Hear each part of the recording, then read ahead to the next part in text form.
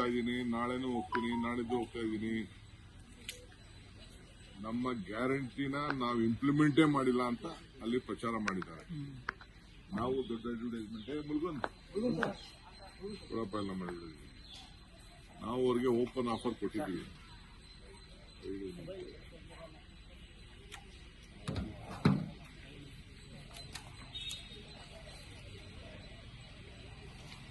ನೋಡಿ, ನಾವು ಕೊಟ್ಟಿದ್ದೀವಿ, ಬನ್ನಿ, ನಾವು ಗಾಡಿ ಎಲ್ಲ ಕೊಡ್ತೀವಿ ಅಂತ ಅಂದ್ಬಿಟ್ಟು ನಾವು ಓಪನ್ ಫುಲ್ ಅಡ್ವರ್ಟೈಸ್ಮೆಂಟ್ ಎಲ್ಲ ಕೊಟ್ಟಿದ್ದೀವಿ. ಸೊ ನಮ್ಮ ಗ್ಯಾರಂಟಿನ ಎಲ್ಲ ನಿಮ್ಮ ರಿಲೇಟಿವ್ಗೆಲ್ಲ ಮಾತಾಡ್ಕೊಡಿ ಅಂತ ಹೇಳಿದೀವಿ. ಫೋನ್ ಮಾಡಿ, ನಾವೇ ಬರ್ತೀವಿ, ನಿಮಗೆ ಬಸ್ ಮಾಡ್ಕೊಡ್ತೀವಿ, ಫ್ಲೈಟ್ ಮಾಡ್ತೀವಿ.